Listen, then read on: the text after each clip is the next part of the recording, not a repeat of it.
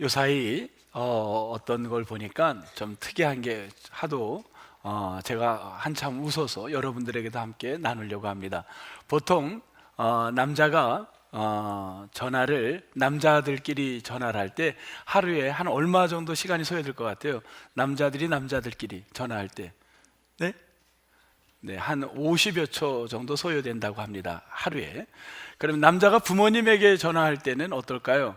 역시 아버지에게도 많이 할 것 같아요? 엄마에게도 많이 할 것 같아요? 엄마에게 조금 더 오래 합니다. 그래봐야 50초가 채 안 되는 시간을 전화를 합니다. 남자가 애인에게 전화할 때 시간은 한 얼마나 소요되냐면 1시간 반 정도가 소요된답니다. 우리 젊은 남성들은 아마 1시간 반은 시간 가는 줄 모를 거예요. 그죠? 그러다가 이제 결혼을 하면 달라져요. 이제 남자가 부인에게 전화하는 시간 하루에 얼마 정도냐면 3초 정도 된다고 합니다. 3초. 그래서 제가 얼마나 웃었는지 몰라요. 3초. 우리 남자들은 자기 부인에게 3초 정도 하면 4초 하면 난 평균보다 잘했다 이렇게 생각할 수 있겠죠. 3초 정도 한답니다. 그리고 남자 이제 이제 부모님께 여성에게 하는 전화인데 그러면 여자가 남편에게 하는 전화는 얼마나 되는가 했더니만 여자가 남편에게 아예 남자가 전화를 안 받는답니다. 그래서 14통이 부재 중에 있는 게 이렇게 나왔다. 이게 평균입니다. 실제로 여러분 전화기를 한번 꺼내서 이렇게 쭉 보면 시간이 나오잖아요. 그 몇 초 쓴 전화. 그러면 아마 별반 다르지 않나. 평균 아마 그렇지 않겠나. 그러니까 여러분 혹시 낙심하지 마시고 우리 남편이 특별한 게 아니라 평균적 남편이구나 생각하면 되겠습니다. 우리가 사람이 그러면은 우리가 전화만이 아니라 우리가 이웃과의 관계. 여러분 옆집 사는 사람을 지금 옆집 사는 사람 한번 생각해 보세요. 여러분 옆집에 사는 아파트에 뭐 어디에 자기 단독주택에 옆집 사는 사람을 그냥 아는 거는 알겠죠. 적어도 그 사람이 누군지를 소개할 수 있는 사람. 우리 옆집은 누구다. 내가 정말 소개할 수 있는 사람이다. 그런 사람들만 한번 손 들어보세요. 우리 옆집에 내가 소개해 줄 수 있다. 충분히 나는 옆집의 사람을 안다. 한번 손 들어보세요. 그러니까 알아야 되는 거죠. 없어요? 옆집 사람 하나도 없어요. 평균이 63%가 모른답니다. 옆집을. 그게 보편적인 거예요. 그러니까 옆집에 누가 있는지를 모른다는 거예요. 물론 뭐 얼굴은 봤겠죠. 그러나 전혀 모르는 거예요. 그게 현대인들의 평균입니다. 63%. 그러면 지역별로 이제 그걸 또 데이터를 뽑았어요. 어디 지역 사람들이 더 모르냐 했더니만 서울의 거주자들이 더 모른답니다. 모른다에 뭐가 42%, 43%에 가까운 서울 거주자들은 내가 옆 사람을 모른다고 나왔어요. 그 다음 이제 광역도시, 지방은 한 30%가 모른다. 이렇게 도심지가 더 옆집을 모른다는 거예요. 그게 점점 이렇게 사람들이 몰라가고 있다는 거다. 그래서 이제 연령별로도 나왔어요. 연령별로도 남자와 여자, 애들, 젊은 사람과 나이 든 사람 했더니만 연령별로 누가 또 옆집하고 이웃하고 인사를 하느냐 이걸로 이제 바꿔서 이렇게 질문을 했는데 젊은이들이 20대가 아무래도 50대보다 나이 드신 분들보다 더 옆 사람을 모르고 인사도 잘 안 하고 살아간다는 통계가 또 나왔습니다. 점차 우리 사회가 어떻게 되는 건가요? 관심이 없는 거야. 이런 거 아닙니까? 한번 보세요. 관심이 없는 거야. 남의 일에 나도 피해를 안 주고 또 나도 피해받고 싶지 않고 그냥 각자 자기 할 일. 특히 여러분이 지하철을 타면은 더 느낄 거예요. 지하철에서 보면 각자 남의 이렇게 보지 않잖아요. 그냥 자기 할 일만 하잖아요. 여러분 지하철 타고서는 옆 사람 이렇게 쳐다보는 사람이 있어요? 뭐 하나 하고 거의 없죠. 그냥 각자 자기 하지. 그럼 이상하게 볼 거예요. 아마 이렇게 쳐다보면. 그러니까 절대 남의 일에 관심 두지 않는 그런 사회가 오늘 우리들의 사회가 아닌가 이런 생각을 합니다. 자, 이런 사회 속에서 그러면 우리는 이런 사회 속에서도요 친구 맺기는 끊이지 않고 이루어져요. 그래도 친구는 맺습니다. 이런 사회라도 보편적 평균에 사람이 살아가면서 지금까지 몇 사람을 내가 알고 지내는가 우리가 봤더니만 이건 평균입니다. 여러분 카톡이나 이런 데 이렇게 보면은 거기에 쭉 나온 명단을 봐도 이게 보편적일 거예요. 몇 명이냐면 250명이랍니다. 이거는 우리나라에서만 한 게 아니라 전 세계를 놓고 평균을 뽑은 거예요. 250명의 사람들이 네트워크 하면서 살아간대요. 그 관계성을 맺고 250명. 근데 실제로 나 250명 안 되는데? 맞아요.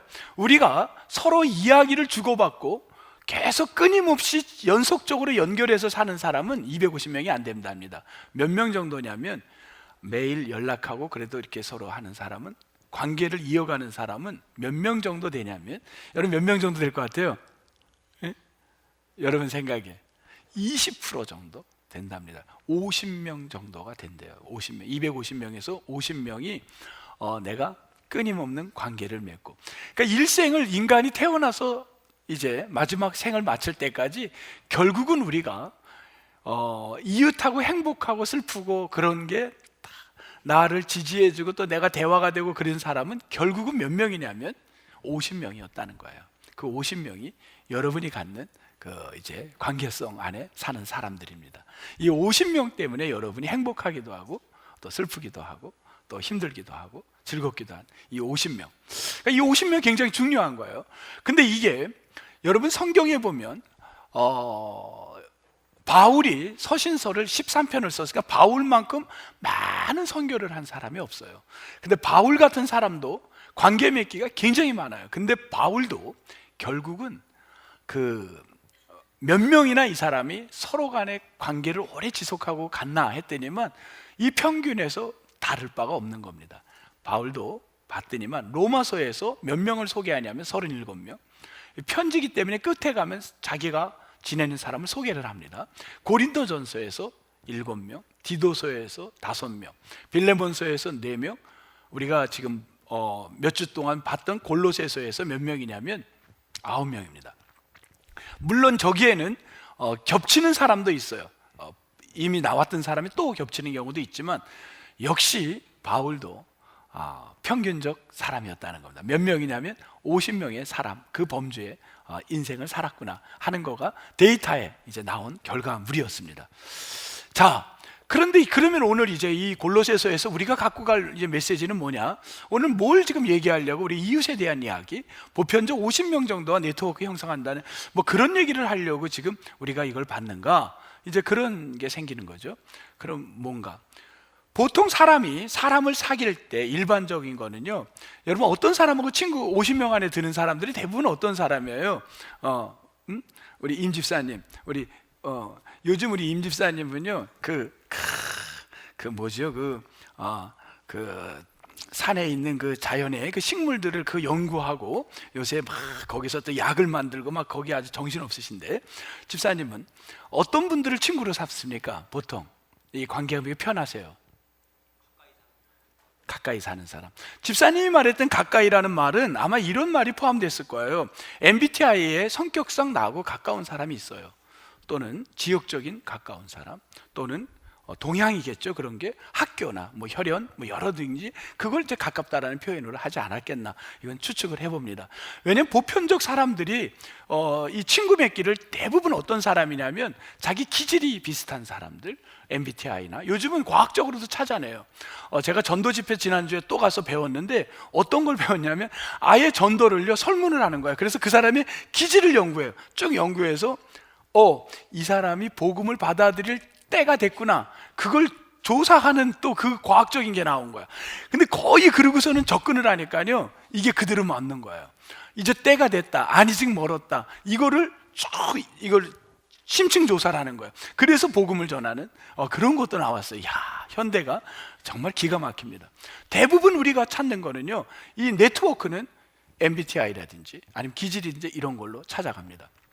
그게 보편적인 50명 만들기인데, 과연 그러면 바울은 어떻게 이 관계 맺기를 맺어갔을까? 이게 이제 우리의 이제 오늘 포커스 시켜야 되는 거예요. 이게 말씀을 들어야 되는 이제 여기입니다.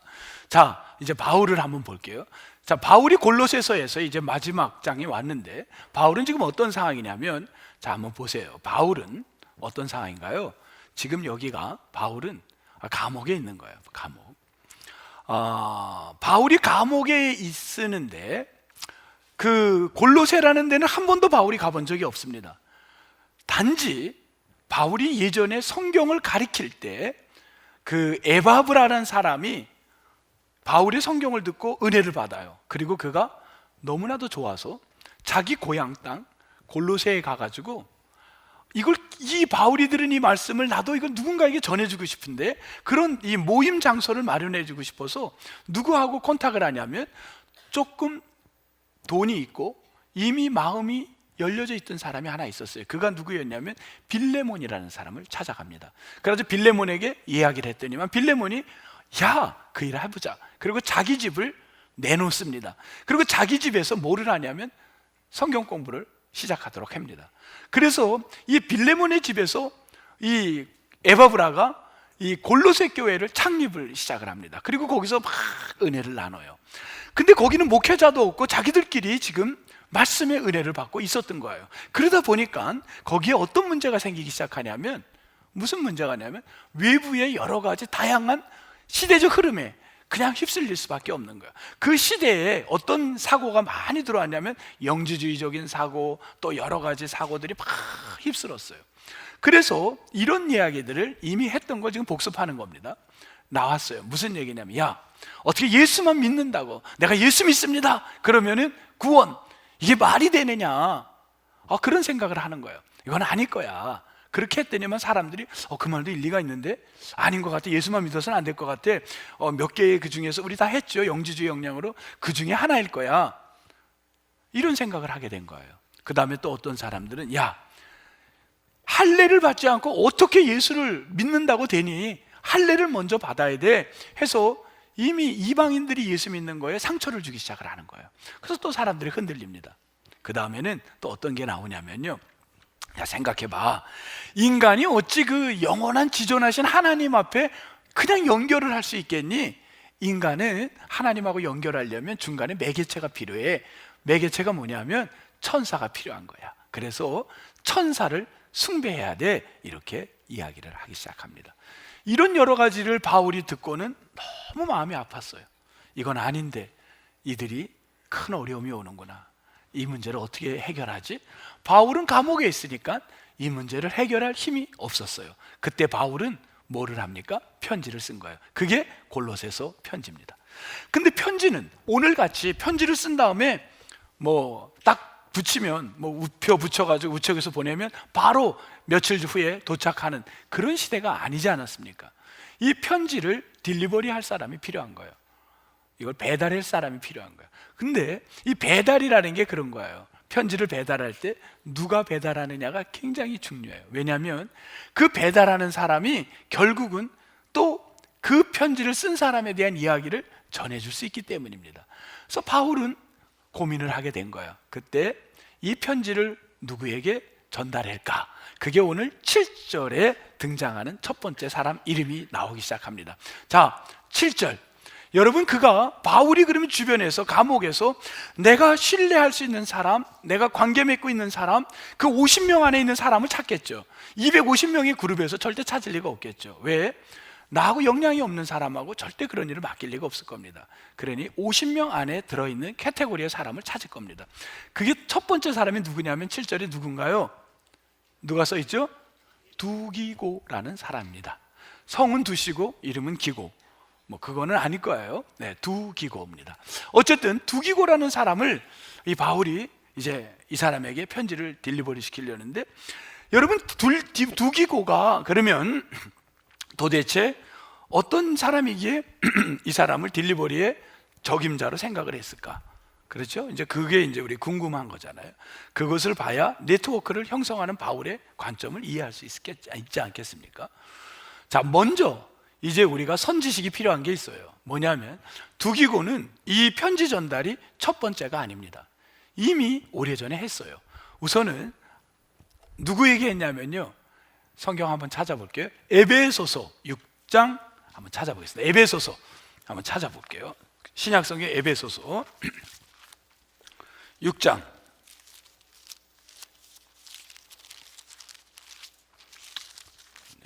골로새서 앞이게 되겠죠. 에베소서 6장.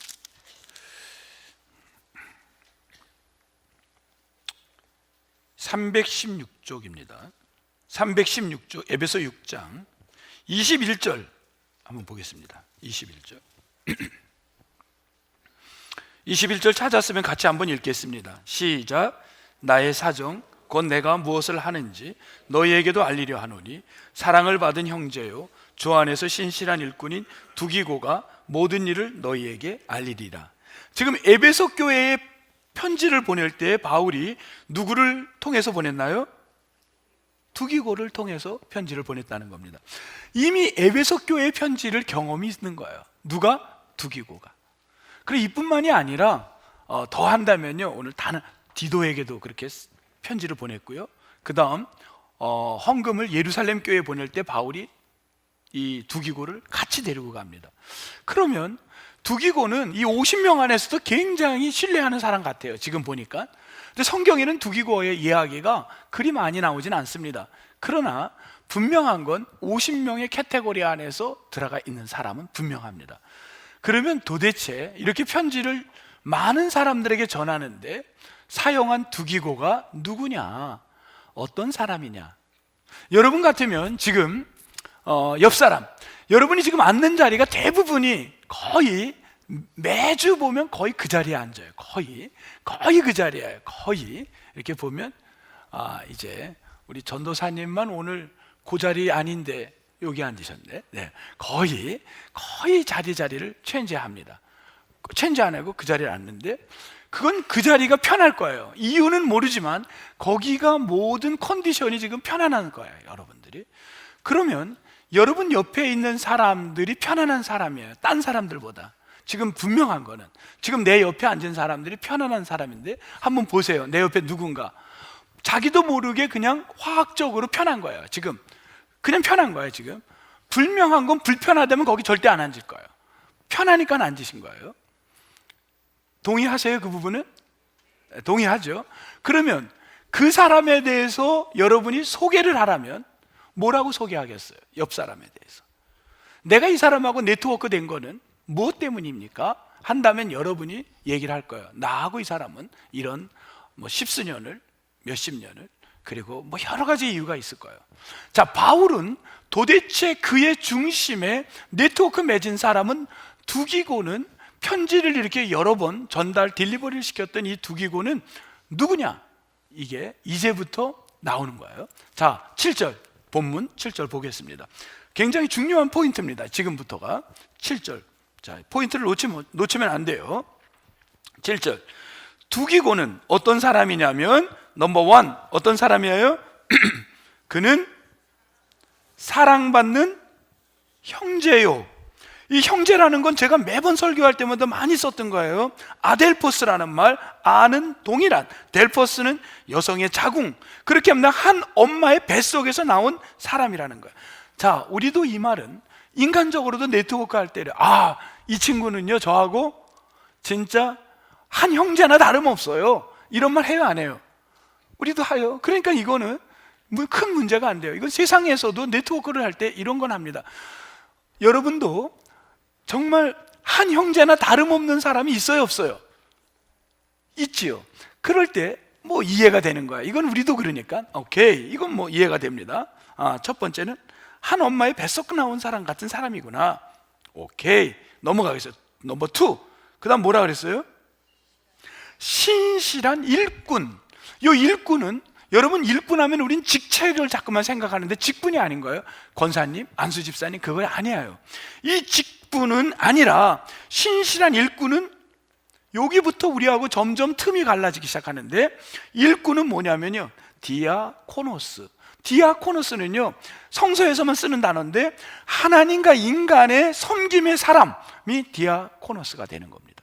지금 이 사람은 디아코노스였다는 거예요. 첫 번째는 한 형제 같은 사람입니다. 이건 우리도 네트워크 할 때 이거 중요한데, 우리가 네트워크를 할 때 이 사람은 신실한 디아코노스이기 때문에 네트워크를 합니까? 여러분, 그래요? 안 그래요? 네? 그래요. 우리도 그런 경우 많죠. 이분의 신실한 그 신앙이 너무 좋아.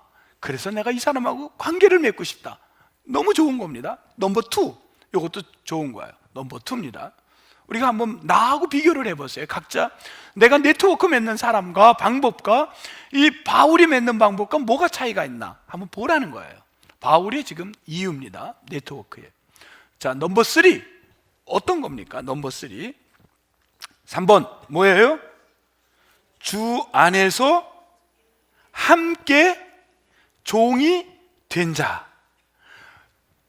In Christ, 주님 안에서, 내가 세상 안에 주 안에서 함께라는 말이 나오면 기독교에서는요, 성경에서는 다 동역자의 의미예요. 함께, 내가 주 안에서 동역자가 됐는데 무엇을 위해서 동역자가 됐냐면 종된 자라는 거예요. 우리가 종된 자이기 때문에. 내가 이 사람하고 네트워크를 했던 이유는 혈연지연 MBTI 그거가 아니라 한 엄마 뱃속에서 내온 것 같은 그런 뜨거운 형제라는 것. 오케이? 그 다음 뭐냐면 이 사람은 하나님 앞에 철저히 섬기는 디아코노스였고, 이 사람은 주님 안에서 종된 일을 선택해 가는 사람이다. 그래서 나는 이 사람하고 네트워크를 50명 안에 드는 사람으로 만들었다는 거예요. 자, 이 부분에서 여러분하고 차이가 이제 나옵니까? 안 나옵니까? 안 나올 수도 있고 나올 수도 있는 거예요.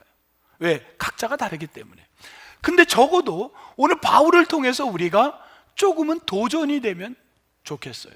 어떻게 네트워크를 형성해 가느냐. 자, 그 다음 두 번째, 그러면 두기고만 혼자 보낸 게 아니라 바울은 또 한 사람을 같이 보냅니다. 그 사람의 이름이 누구냐면 9절에 나옵니다.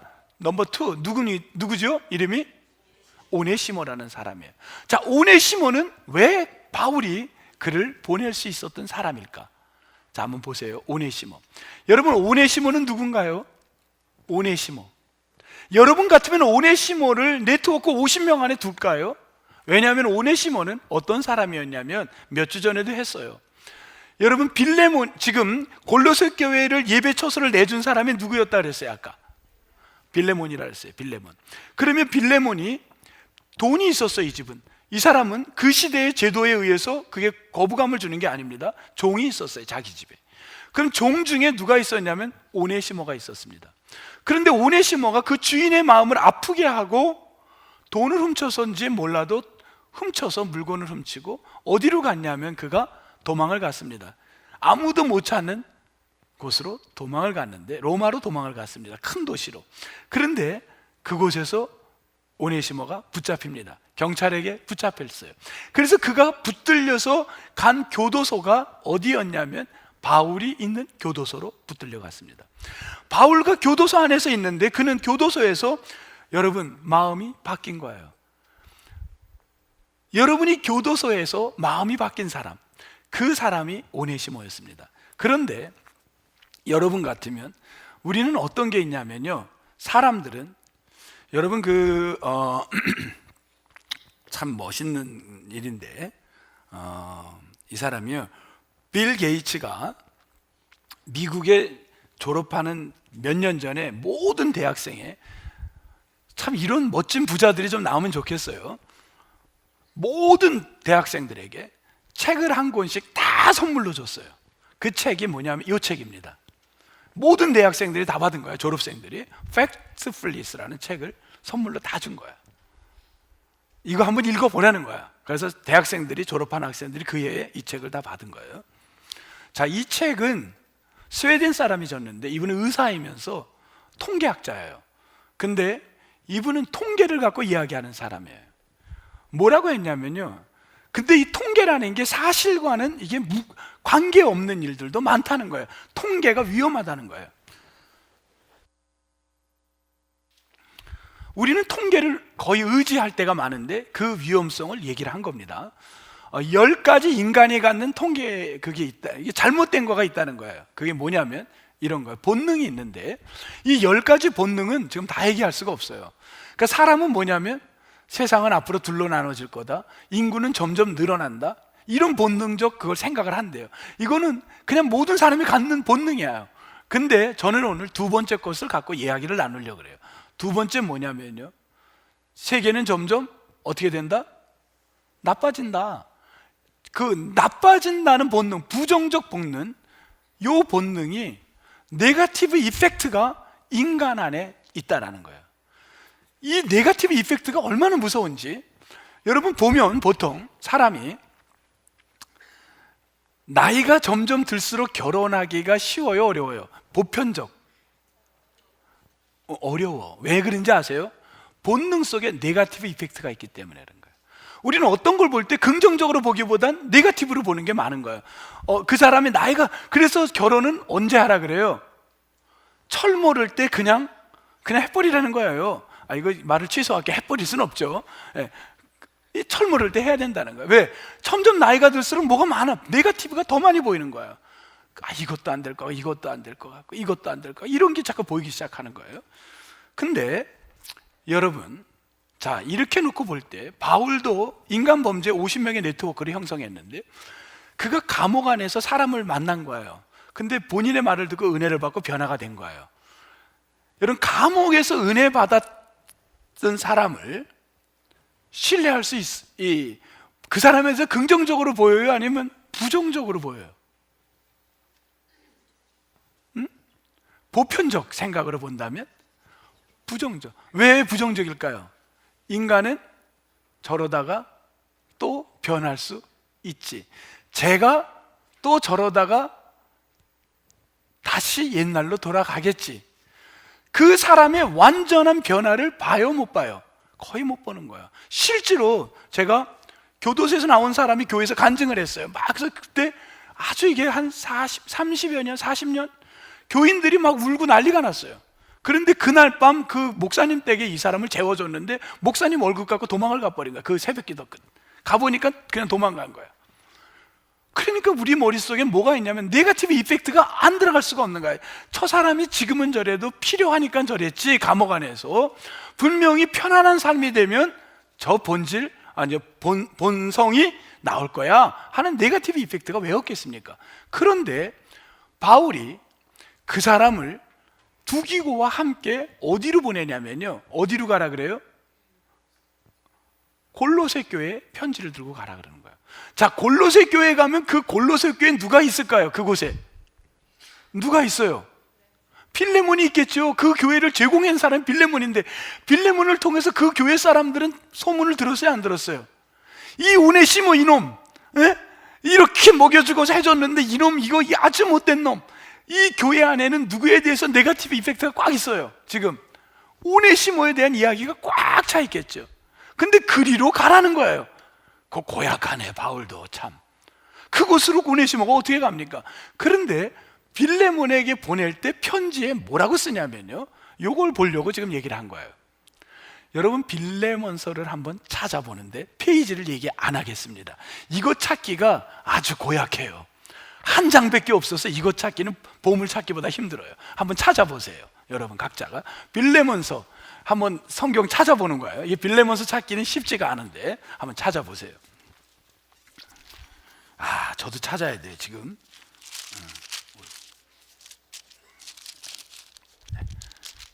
찾아보세요. 찾기 쉽지 않죠? 찾았어요? 벌써 찾았어요?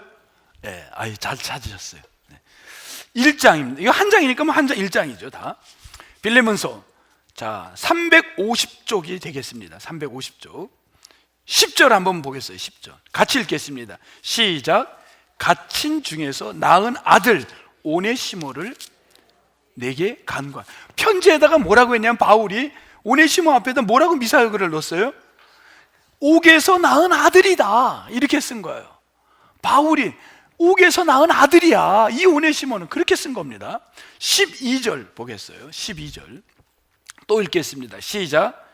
내게 그를 돌려보내노니 그는 내 신복이라. 신복이라는 말이 뭐냐면요, 우리는 내 신복이야 뭐 이럴 때 뭐 그런 좀 세상에서 쓰는 그런 것처럼 들리는데 이 말은요, 여기 각주가 있어요. 넘버 원 신복, 뜻 밑에 뭐라고 또 있어요? 심장이라는 거. 내 심장 같은 사람이야. 이렇게 바울이 얘기하면서 얘를 믿어봐. 자, 바울은 뭘 보냐면요, 우리가 세상 사람들은 네트워크를 할 때 인간 중심, 나 중심적으로 맺어요. 내 고향, 나하고 MBTI가 맞는 사람, 나하고 이게 성격이 맞는 사람, 기질이 맞는 사람, 나하고 느낌이 닿는 사람, 나하고 좋아, 나하고 눈만 마주쳐도 좋아, 기분이 좋아. 그러니까 1시간 반씩 더 나가는 거 아니에요? 그래, 내 중심적인 네트워크를 하는데, 바울은 무슨 중심이에요? 어떤 중심으로 지금 네트워크를 맺었나요, 바울은? 네? 내 중심보다는 누구 중심이었나요? 근데 하나님 중심으로 우리가, 맞아요, 하나님 중심인데, 디아코노스도 하나님과의 관계, 주 안에서 너가 그 종된 자라는 건 하나님 중심의 일할 일꾼이냐는 건데, 우리가 이것을 따라가기에는 너무 힘들어요. 우리는, 여러분, 우리가 어떻게 네트워크를 이 사람은 하나님 중심 이렇게 하면서 살겠습니까? 이거는 너무 힘든 이야기를 우리가 보고 있는 거야. 물론 말은 할 수 있어요. 현실은 너무 거리가 먼 거예요. 그러면 바울에게서 이거를 하나님 중심으로 바로 가기 전보단 우리가 노력해야 될 게 뭐냐면, 저는 이렇게 봅니다. 크리스찬들의 노력은 바울을 통해 이 중심으로 가자는 거예요. 그게 뭐냐면 포텐셜을 보자는 거예요. 포텐셜. 이 사람이 가능성이 있는가를 바울은 노력을 했다는 거예요. 우리는 네거티브 이펙트가 우리 속엔 있지만 바울은 뭘 봤냐면 가능성이 있느냐, 이 사람의 가능성을 보고 그 사람을 50명의 범주 안에 집어넣어주는 역할을 했다라는 거예요. 이게 우리가 오늘 이 대림절 성탄절을 맞이하면서 배워야 될, 기도해야 될 대목이라고 저는 봅니다. 왜냐하면 다음에 누구를 만나냐면요, 마가라는 사람도 또 소개를 합니다. 여기에 골로새서에. 마가는요 어떤 사람이에요? 1차 선교 여행 때 도망가 버렸어요. 힘들다고. 그런 사람을 여러분 일하다가 직장에서 그냥 나가 버렸어요. 근데 다음에 그 사람 또 씁니까? 여러분 일하다가 힘들다고 도망갔어. 근데 또 써요. 근데 바울은 그를 처음에는 너무너무 속상했지만 기도하는 가운데, 바울도 그 사람을 쓰고 싶지 않고 보고 싶지도 않았지만 기도하는 가운데 포텐셜을 봤던 거예요. 그래서 그를 부릅니다. 그리고 같이 일을 합니다. 그래서 마가복음을 엄청난 사역을 하게 된 거예요. 대망한 모든 바울의 이 카테고리 50명 안에 있는 사람은요, 우리 생각에 받아들일 수 없는 사람을 받아들인 건 뭐였냐? 그는 포텐셜을 봤다는 거예요. 뭘 위해서 포텐셜을 봤냐면요, 가능성을 봤냐면 딱 이겁니다. 뭘 위해서냐면 이거예요. 우리 한번 찾아볼게요. 본문 다시 갑니다. 무엇 때문에 바울은 이렇게 그들의 가능성을 보고 사람을 50명 범주 안에 넣었을까? 이게 뭐냐면요, 8절 끝에 보면 뭐라 그랬어요? 위로라는 단어 보셨나요? 위로. 그 다음 11절 끝에 보니까 위로라는 단어입니다. 이 위로라는 단어가요, 이 단어가 이게 어떤 단어냐면요, 위로라는 단어가 이게 파라우칼레오라는 말이 성령하고 똑같은 단어예요. 위로라는 거는 성령인 거예요. 그들 속에 위로해준, 인간적 위로가 아니라 어떤 어려움에서도 정말 성령이 함께하는 위로를 위해서 자기는 동역을 했다라는 거예요. 함께 했다라는 거예요. 저는 축복합니다. 여러분도 이제 이 성탄절, 주님이 이 땅에 우리를 친구 삼으려고 오신 거예요. 나 같은 사람이 친구 될 자격이 없어요. 50명 안에 주님 안에 들어갈 우리는 절대 안 됩니다. 근데 주님은 나를 50명의 카테고리 안에 넣어준 겁니다. 바울은 그 속에서 그 모습을, 주님을 따라가는 모습을 보인 거예요. 우리도 이 대림절, 이제 성탄절을 맞이할 때 내 주변의 네트워크를 넓혀가기를 축복합니다. 7년 전인가 몇 년 전에 여러분 이거 봤는데 기억나시는 분이 혹시 있을 수 있어요? 이게 자, 추수감사절은 미국에서 큰 축제예요. 생스기빙 데이가.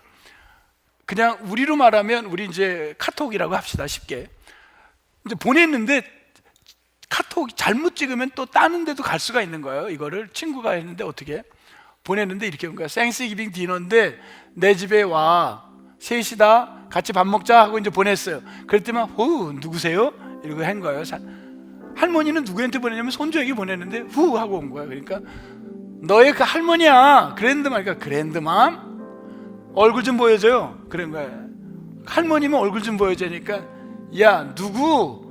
당신 얼굴이요. 그래서 할머니가 딱 보내준 거야. 이 밑에 여자분 나왔죠.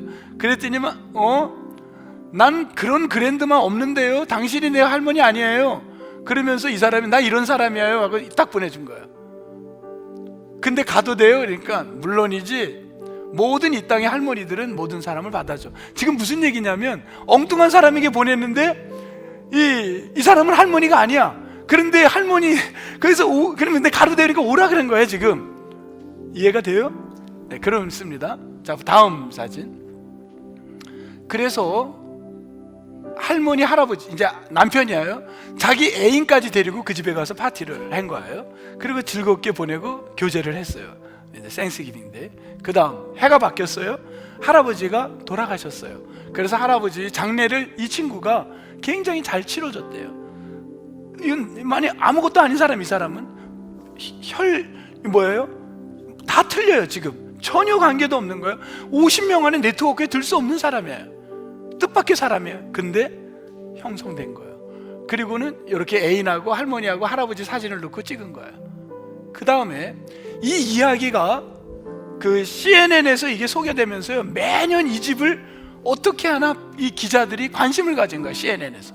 그래서 저 위에 CNN에서 이제 방송을 찍는 거예요. 계속 매년 찍은 거예요. 그런 저 2016년에 했네요. 그 다음에 할아버지 돌아가시고 이제 할머니하고 계속 찍은 거예요. 2017년, 18년, 19년 CNN이 생스기빙 되면 이 집에 가서 찍는 거예요. 어떻게 보내나, 이 집이 과연 전혀 네트워크가 될 수 없는 사람인데 이게 지속될까? 나이도 안 맞아. 이건 뭐 어떤 걸로도 안 맞는 거예요. 근데 이게 지속될까? 21년까지 왔는데 작년까지 계속 이어왔어요. 근데 금년에 못 모였어요. 그게 이제 기사가 뜬 거예요. 왜 못 모였냐면 할머니가 암이 걸렸어요. 그래서 할머니가 손주는 아닌 손주에게 오지 말라고 했어요. 이제 할머니가 아프니까 이제 오늘은 요번에 오지 말라고. 그래서 요번엔 못 갔는데, 이거가 여러분 뭐 이렇게 맺지않은 건 아니라 세상에서도요, 우리의 고정관념에서 벗어나는 일들도 있을 수 있는 거예요. 우리가 갖고 있는 교회에 어제 같은 경우에 전혀 우리는 그 동네 사람을 모르지만 분명한 거는 처음 우리 장로님들하고 찾아가는 당일을 시작했을 때 그곳에 연탄을 날랐어요. 우리 아주 오래전입니다. 우리 어른들이시죠, 그분들하고 연탄을 날랐을 때 지게를 쥐고 막 그때는 날랐어요.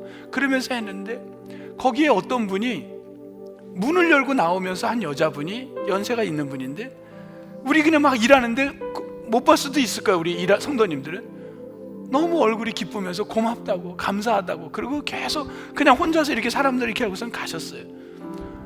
함께 위로가 된 것 같아요. 누군가에게 위로의 동역이 된 거야. 함께는 동역이잖아요.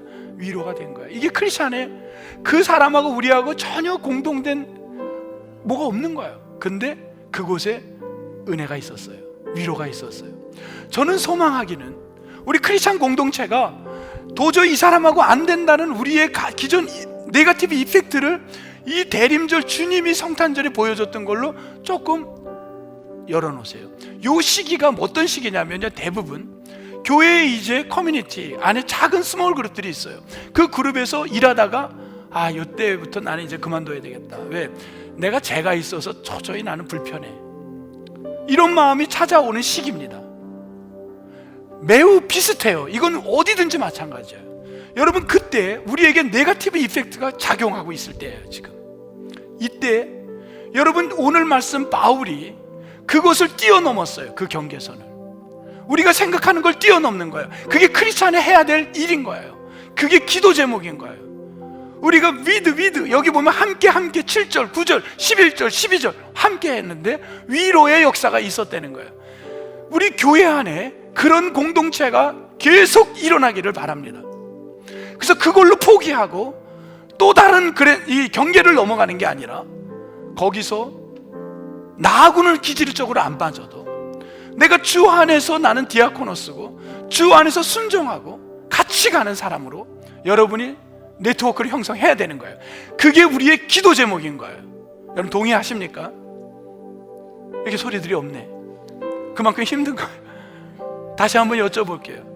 여러분 힘들어도 주님이 네트워크의 방법과 우리의 네트워크가 쉽진 않아요. 그래봐야 50명입니다. 여러분 그리스도 안에서 형성을 이어가세요. 그래서 성숙한 역사들이 일어나기를 축복합니다. 기도하시겠습니다. 하나님 아버지, 현대인들은 점점 외로워지기 시작했습니다. 우리는 나하고 맞지 않으면, 또 나하고 기질로 안 맞으면, 여러 가지 이유 때문에 외로워지면 점점 장벽이 많아집니다. 근데 오늘 성경의 바울은 그걸 깨기 시작했어요. 도저히 말도 안 되는 그런 사람, 오네시모 같은 사람, 마가와 같은 사람, 데마와 같은 사람, 그런 자들을 내 네트워크 안에 집어넣기 시작합니다. 근데 그 이유는 성령의 역사, 위로의 역사를 이루기 위해서였습니다.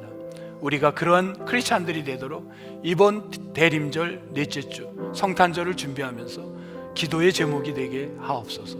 예수님 이름으로 기도드립니다. 아멘.